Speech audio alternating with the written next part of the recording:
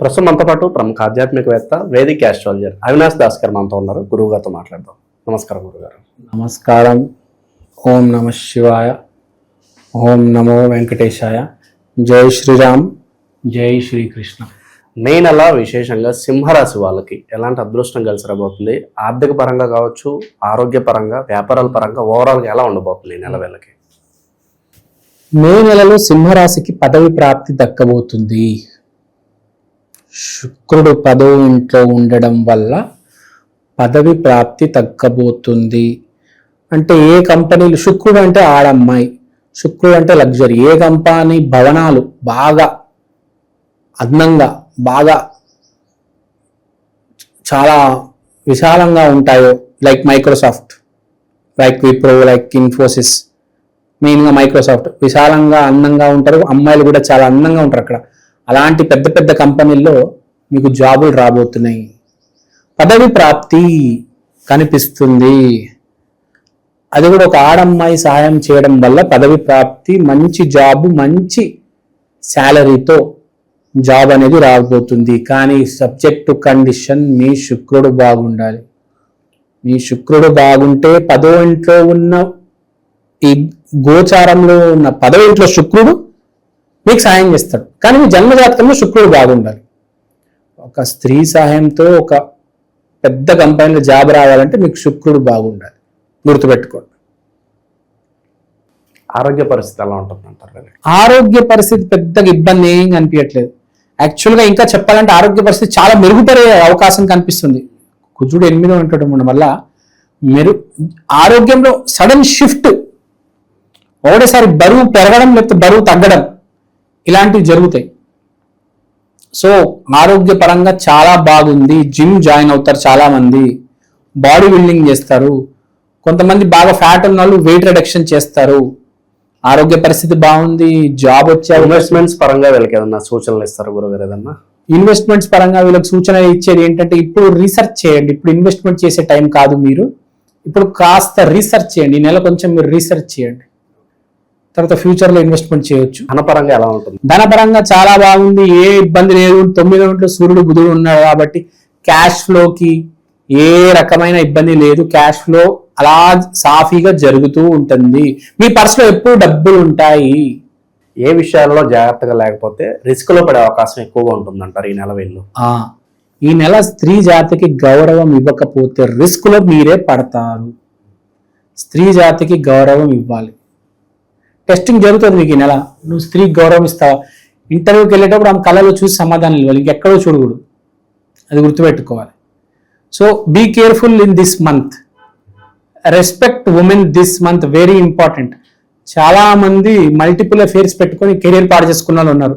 Cinema హీరోలే చూస్తున్నాం మనం ఈ మధ్య. 20-30 అఫేర్లు పెట్టుకుంటారు, తర్వాత సినిమా ఫ్లాప్ అవుతుంది. నిరుద్యోగుల పరిస్థితి ఏంటంటారు? నిరుద్యోగుల పరిస్థితి చెప్పినదే, స్త్రీ జాతిని గౌరవించి జాబ్కి అప్లై చేయండి. దుర్గాదేవి దర్శనం చేసుకున్న తర్వాత ఇంటికి వచ్చాక అప్పుడు శుక్రవారం రోజు జాబ్ అప్లై చేయండి. లక్ష్మీదేవి రోజు, శుక్రవారం రోజు, స్త్రీ జాతి రోజు జాబ్కి ఆ రోజు అప్లై చేయండి. మీ రెజ్యూమే సెలెక్ట్ అవుతుంది, ఇంటర్వ్యూకి పిలుస్తారు. సరైన సమయంలో సరైన పని చేస్తే సక్సెస్.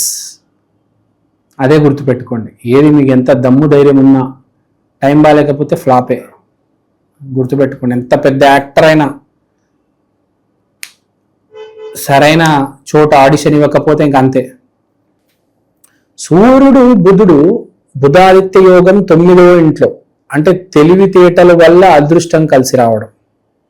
అంటే మీకు ఇప్పుడు దాకా ఉన్న తెలివితేటలు వాడారు కానీ అవకాశం రాలేదు. కానీ మీకు తెలివితేటలు ఉండడం వల్ల అది 9వ ఇంట్లో ఇప్పుడు రావడం వల్ల అదృష్టం అనేది కలిసి రావడం అనేది జరుగుతుంది. అవకాశం వచ్చే అవకాశం ఉంది. కానీ అవకాశం రావాలి, దాన్ని సద్వినియోగపరచుకోవాలంటే, ఆ పదవి ప్రాప్తి జరగాలంటే శుక్రుడు 10వ ఇంట్లో వరించాలి. దానికి శుక్రుడు బలంగా ఉండాలి. ఒకటి అవకాశం తీసుకొచ్చేవాడు, మళ్ళీ అవకాశం మీద ఎగ్జామ్ రాసి సక్సెస్ అయినాడు. ఈ రెండు వేరు వేరు. ఎగ్జామ్ రాయడము, ఎగ్జామ్లో మంచి మార్కులు రావడం రెండు వేరు. అంటే బేసిక్గా చదువుకొని వెళ్ళడం, బాగా చదువుకుని ఒక 10 hours చదువుకొని వెళ్ళారు, కానీ మీరు చదివిన ప్రశ్నలు ఏవి రాలేదు. ఏం లాభం? 10 గంటలు చదివాడు. వాడెవడో 1 గంట చదివాడు, గాలికి తిరిగాడు, ఎగ్జామ్ ముందు రోజు సినిమా చూసి వచ్చాడు. కానీ అటు చదివిన ప్రశ్నలు వస్తే ఏంటి పరిస్థితి కదా? చెప్పే పాయింట్ అదే. సో మైండ్ ఫస్ట్ మనము చాలా క్యాల్కులేటివ్గా ఉండాలి. డిసిషన్ అనేది ఎప్పుడైనా తీసుకొని దాని మీద నిలబడాలి. ఆలోచించి ఆలోచించి ఆలోచించి ఆలోచించి డిసిషన్ తీసుకోకుండా చాలా మంది అలా ఉండిపోతారు. అలా కాదు, ఫస్ట్ ఒక డిసిషన్ తీసుకున్నామా దాని మీద ఇంకా నుంచొని ఉండాలి. నేను ఇంత చదువుతాను అని డిసైడ్ అయిపోయి తర్వాత రంగంలో దిగిపోవాలి. ఒక కాఫీ పెట్టుకో, ఇక చదువుతూ ఉండు. నువ్వు స్టూడెంట్ అయితే చదువుతూ ఉండు, చాలా ప్లాన్గా చదువు. ఒకటే చాప్టర్లో అన్ని ప్రశ్నలు చదవమాక, అన్ని చాప్టర్లో కొన్ని ప్రశ్నలు చదువు. అదే కదా తెలివితేటలు అంటే. అన్ని చాప్టర్లో కొన్ని ప్రశ్నలు చదువు. కొందరు ఉంటారు ఒకటే చాప్టర్ పట్టుకుంటారు, ఒకటే ప్రాబ్లమ్ని. మ్యాథ్స్లో ఒక సమ్ ఉంటుంది, అది చేస్తారు, అది రాదు, ఇంకా జీవితాంతం దాన్నే దిద్దుతూ ఉంటారు. అది వచ్చేదాకా అది దిద్దుతూనే ఉంటారు. సో అలా ఉండకూడదు. మనం చూస్తుంటే కొంతమంది సైంటిస్టులు ఆడు 10 ఏళ్ళైనా 12 ఏళ్ళైనా అదే ప్రాబ్లం సాల్వ్ చేస్తూ ఉంటాడు. నేను ప్రకృతి మార్చేస్తా, ప్రపంచాన్ని మార్చేస్తా, బ్లాక్ బోర్డ్ మీద రాస్తూ ఉంటాడు, కానీ ప్రాబ్లం సాల్వ్ అవ్వదు. అరే నువ్వేమైనా ఐన్స్టీన్ వా, నువ్వేమైనా న్యూటన్ వా అడుగుతున్నా? నువ్వు తెలుసుకోరా నాయన. తర్వాత సమ్ము సాల్వ్ చేయడానికి ట్రై చేయి. నువ్వేమైనా శ్రీనివాస రామానుజన్ వా? వాళ్ళే ఎక్కడ నిరుక్కుంటే వదిలేసేవాళ్ళు, తర్వాత చూసుకున్నాము. లేకపోతే వాళ్ళకి ఒక గురువు ఉంటే అక్కడ ఫార్వర్డ్ చేసేవాళ్ళు. వివాహాల పరిస్థితి అండి గురుగారు ప్రస్తుతానికి. వివాహం గురించి మాట్లాడితే ఈ పదవి ప్రాప్తి రావడం వల్ల నువ్వు ఒక స్టూడెంట్ అయితే నీకు నీ ఎగ్జామినేషన్ సెంటర్లో నీ గర్ల్ ఫ్రెండ్ పరిచయం అవుతుంది. నువ్వు ఒక జాబ్ కోసం ట్రై చేస్తున్న వాడు అయితే ఆ ఆఫీస్లో నీ సీనియర్ని పడేస్తావు. నీకు ఎవరైతే పని నేర్పిస్తుందో ఒక అమ్మాయి నేను ఇంటర్వ్యూ చేస్తుంది, ఇంకో అమ్మాయిని గురువుగా వస్తుంది, ఆ అమ్మాయికి లైన్ వేస్తావు, ఆ అమ్మాయి పడుతుంది, ఆ అమ్మాయితోనే పెళ్ళి అవుతుంది. అంటే పని చేసే చోట గర్ల్ ఫ్రెండ్ ప్రాప్తి, తర్వాత ఫ్యూచర్లో పెళ్ళి యోగం ఉంటే. కానీ అన్నిటికీ కండిషన్ ఏంటి? శుక్రుడు బలంగా ఉండాలి, ఆడజాతికి గౌరవం ఇవ్వాలి. ఆడజాతికి గౌరవం ఇవ్వకపోతే ఏమీ జరగదు, జాబు రాదు, గర్ల్ ఫ్రెండ్ దొరకదు, పెళ్ళి అవ్వదు. ఆడజాతికి గౌరవం ఇవ్వండి. ఆడజాతి దుర్గాదేవి గుడికి వెళ్ళిరండి. భవానీ అమ్మవారిని నమ్మండి. భవానీ మాల వెయ్యండి కుదిరితే, ఈ నెల ఎవరైనా వెయ్యగలిగితే. పిచ్చిగా కూడా ప్రవర్తిస్తారు ఈ నెల, కొంచెం పిచ్చి కూడా వస్తుంది ఈ మనుషులకి ఈసారి. కుజుడు 8వ ఇంట్లో ఉండడం వల్ల కొంచెం మైండ్ అనేది వాబుల్ అవుతూ ఉంటుంది. అది తప్పదు, మార్పు వచ్చే ముందు మైండ్ కొంచెం వాబుల్ అవుతుంది. సో ఇలాంటి సమయంలో మనం చెప్పేది ఏంటంటే మైండ్ని కంట్రోల్ పెట్టుకోవాలంటే నేను చెప్పినట్టు దుర్గాదేవి ఆలయానికి వెళ్ళండి. ఇంకా ఎలాంటి పరిహారాలు చేస్తే బాగుంటుంది? పరిహారం మంచి క్వశ్చన్ అడిగారు. పరిహారం అంటే శుక్రవారం రోజు మీరు వైట్ కలర్ ఐటమ్స్ డొనేట్ చేస్తే మంచిది.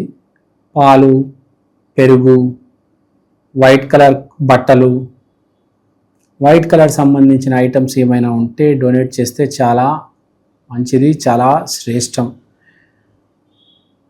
ఇంకా మీరు ఒకవేళ డాక్టర్ అయితే ఫ్రైడే రోజు ఫ్రీ ట్రీట్మెంట్ ఇస్తే మీ పేషెంట్స్కి చాలా మంచిది. ఫ్రైడే రోజు మీరు కనుక మే నెలలో ఏదైనా మంచి పని చేయగలిగితే చాలా మంచిది.